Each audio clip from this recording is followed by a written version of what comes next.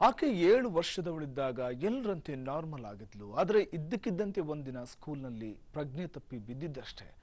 ಅಂದಿನಿಂದ ಇಂದಿನವರೆಗೂ ಆ ಪುಟ್ಟ ಬಾಲಕಿ ವೀಲ್ ಚೇರ್ನಲ್ಲೇ ಕಾಲ ಕಳೀತಿದ್ದಾಳೆ.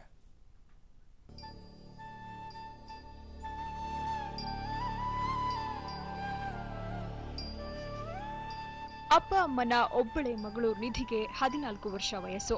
ಆದ್ರೆ ಕಳೆದ 7 ವರ್ಷಗಳಿಂದ ಆಕೆ ವೀಲ್ ಚೇರ್ ಮೇಲೆ ಬದುಕು ಸವೆಸ್ತಿದ್ದಾಳೆ. ನಿಧಿ 7 ವರ್ಷದವಳಿದ್ದಾಗ ಶಾಲೆಯಲ್ಲಿ ಇದ್ದಕ್ಕಿದ್ದಂತೆ ಒಂದು ದಿನ ಕುಸಿದು ಬಿದ್ಲು. ಒಂದಷ್ಟು ದಿನ ಆಸ್ಪತ್ರೆ ವಾಸದ ನಂತರ ವೈದ್ಯರು ಅವಳ ಸಮಸ್ಯೆಗೆ ಕೊಟ್ಟ ಹೆಸರು ಪಾಂಪೆ. ಅಂದಿನಿಂದ ಇಂದಿನವರೆಗೂ ಕೃತಕ ಉಸಿರಾಟದ ಸಹಾಯದಿಂದಲೇ ಬದುಕುತ್ತಿರೋ ನಿಧಿಯ ಈ ಅವಸ್ಥೆಯಿಂದಾಗಿ ಆಕೆಯ ಪೋಷಕರು ಕಂಗಾಲಾಗಿದ್ದಾರೆ.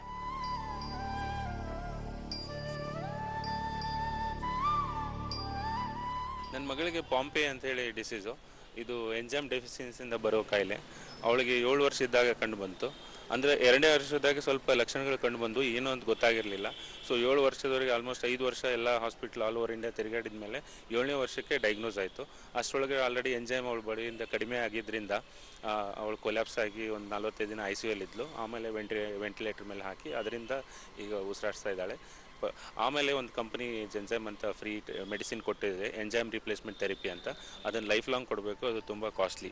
ದೇಹದ ವಿವಿಧ ಜೀವಕೋಶಗಳು ಸಹಜವಾಗಿ ಕೆಲಸ ಮಾಡೋದನ್ನ ಈ ಕಾಯಿಲೆ ನಿರ್ಬಂಧಿಸುತ್ತೆ. ಇದರಿಂದಾಗಿ 100ಕ್ಕೂ ಹೆಚ್ಚು ಆರೋಗ್ಯ ಸಮಸ್ಯೆಗಳು ಕಾಣಿಸಿಕೊಳ್ಳುತ್ತವೆ. ಪಾಂಪೆ ಕೂಡ ಅವುಗಳಲ್ಲಿ ಒಂದು. ಇನ್ನು ಭಾರತದಲ್ಲಿ ಸುಮಾರು 300ಕ್ಕೂ ಹೆಚ್ಚು ಮಕ್ಕಳು ಈ ರೋಗಕ್ಕೆ ತುತ್ತಾಗಿದ್ದಾರೆ. ಈ ಪೈಕಿ 100 ಮಂದಿಗೆ ಅಮೆರಿಕದ ಔಷಧ ತಯಾರಿಕಾ ಸಂಸ್ಥೆಯೊಂದು ಉಚಿತವಾಗಿ ಔಷಧ ಕೊಡ್ತಿದೆ. ಇನ್ನುಳಿದ ರೋಗಪೀಡಿತ ಮಕ್ಕಳು ದುಬಾರಿ ಔಷಧ ಕೊಂಡುಕೊಳ್ಳಲಾರದೆ ನರಳಾಡುತ್ತಿದ್ದಾರೆ. 6 ತಿಂಗಳು ಗೊತ್ತಾಯ್ತು ಹೊಟ್ಟೆ ಊತ ಬರುತ್ತು ಇಂದು. ಹಂಗಂದ್ರೆ ಎಲ್ಲ ಹಾಸ್ಪಿಟಲ್ಗೆಲ್ಲ ಹೋದ್ರು, ಎಲ್ಲೆಲ್ಲಿ ಕಾಣಿಸಿರೋ ಎಲ್ಲಿ ಆಗಲ್ಲ. ಆಮೇಲೆ ಸೆಂಟ್ ಜಾನ್ಸ್ ಹಾಸ್ಪಿಟಲ್ಗೆ ಹೋದ್ರು, ಅಲ್ಲಿ 11 ದಿನ ಇತ್ತು. ಅಲ್ಲಿ 11 ದಿನಕ್ಕೆ ಟೆಸ್ಟ್ ಎಲ್ಲ ಮಾಡಿದ್ರು. ಇಲ್ಲಿ ಟ್ರೀಟ್ಮೆಂಟ್ ಇಲ್ಲಮ್ಮ, ಇಂದಿರಾ ಗಾಂಧಿ ಹಾಸ್ಪಿಟ್ಲಾಗ ಟ್ರೀಟ್ಮೆಂಟ್ ಅದೇ, ಹೋಗು ನಾ ಡಾಕ್ಟ್ರ್ ತಗ ಬರ್ದು ಕೊಡ್ತೀನಿ ಅಂತ ಕೇಳಿದ್ರು. ಆ ಡಾಕ್ಟ್ರ್ ಹೋಗಿ ಬುಧವಾರ ಬರ್ತಾರೆ ಅಂತ ಕೇಳಿದ್ರು. ಬುಧವಾರ ಹೋಗಿ ಟೆಸ್ಟ್ ಎಲ್ಲ ಮಾಡಿದ್ವಿ. 4 ವರ್ಷ ಇಂಜೆಕ್ಷನೇ ಬಂದಿಲ್ಲ. ಈ ಸಮಸ್ಯೆ ಮಕ್ಕಳಲ್ಲೇ ಕಾಣಿಸಿಕೊಳ್ಳೋದ್ರಿಂದ ತಿಂಗಳಿಗೆ ಒಂದು ಇಂಜೆಕ್ಷನ್ ಅಂತೆ ಜೀವನ ಪರ್ಯಂತ ಔಷಧವನ್ನ ತೆಗೆದುಕೊಳ್ಳಲೇಬೇಕು. ಇಲ್ಲದಿದ್ರೆ ಸಾವು ನಿಶ್ಚಿತ.